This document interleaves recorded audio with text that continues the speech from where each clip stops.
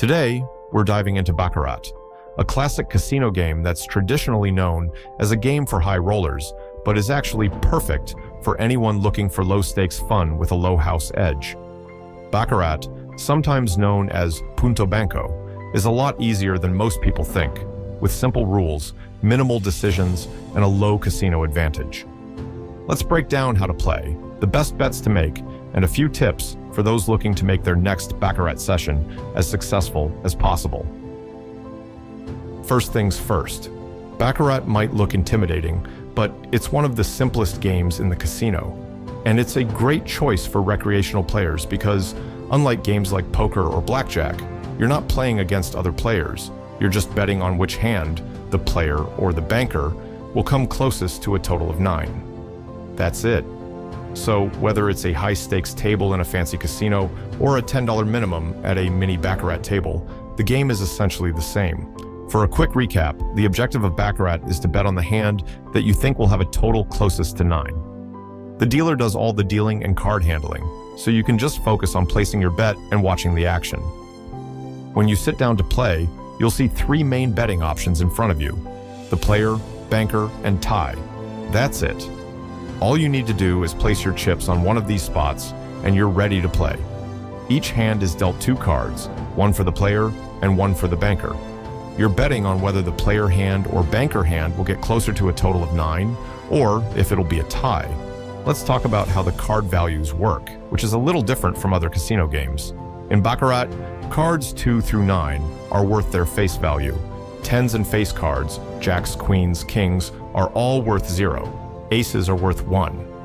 So, if the player hand is dealt a 7 and a 5, that's a total of 12. But in Baccarat, you drop the tens place, making it a total of 2. No hand can go over 9, because as soon as it hits 10 or higher, we drop the first digit.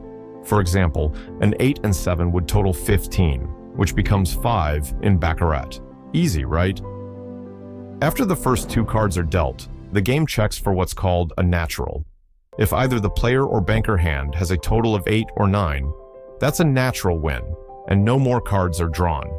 If neither hand has a natural, the game's rules determine if a third card is drawn for the player, banker, or both. But here's the good news. You don't have to worry about remembering these drawing rules because the dealer handles it all. So, here's where Baccarat gets interesting: the house edge.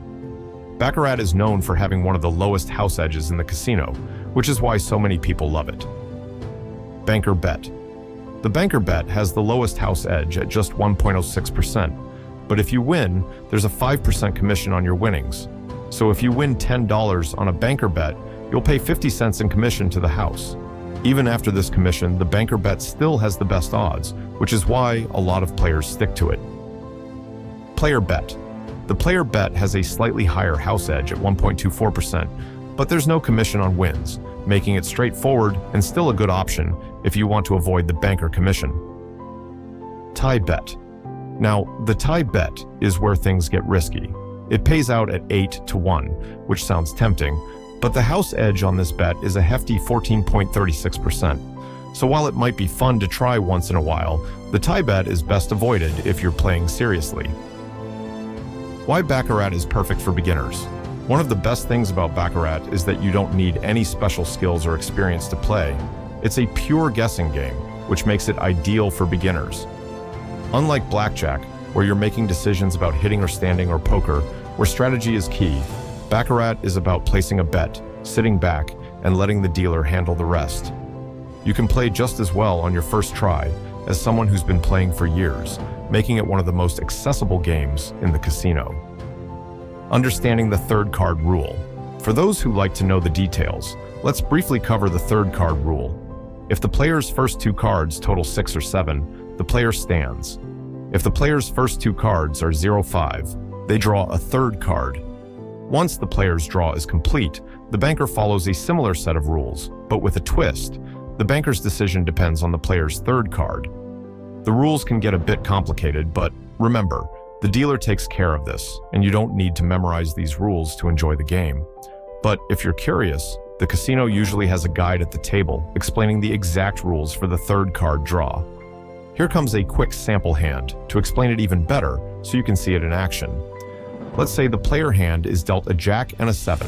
That's a total of 7. The banker hand gets a 4 and a 3, which totals 7 as well. Since both hands are the same, this round is a tie. If you had bet on the tie, you'd get paid 8-1. But if you bet on either player or banker, your bet would push, meaning it neither wins nor loses.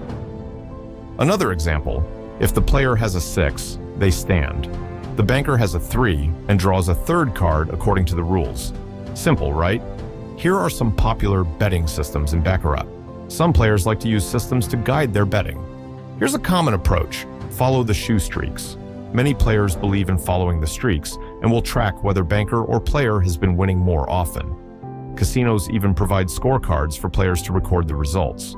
Some players like to bet with the streak, assuming a pattern might continue, while others like to bet against it, assuming the result will eventually switch. Martingale system. Another common strategy is the martingale, where players double their bets after each loss. However, this system can be risky and requires a large bankroll, so use it cautiously. Here are some strategies you can use. One of the best approaches for Baccarat is to play in shorter sessions. Since Baccarat is a game of chance with a slight house edge, the longer you play, the more that edge will wear down your bankroll over time. By keeping your sessions short, you can make the most of your winning streaks and avoid getting stuck in lengthy losing runs. Try setting a win goal or loss limit before you sit down. Once you've hit either, take a break and consider cashing out if you're ahead. Stick to banker bets for long-term play. As mentioned earlier, the banker bet has the lowest house edge at 1.06%, even with the 5% commission. If you're planning to play for an extended period, consistently betting on the banker is statistically your best choice for minimizing losses. Some players make banker bets exclusively, giving themselves the best long-term odds. However, remember to manage your bankroll carefully, as the house edge will eventually add up over time. Avoid progressive betting systems. While systems like the martingale, doubling your bet after each loss, can seem tempting, they're risky in Baccarat.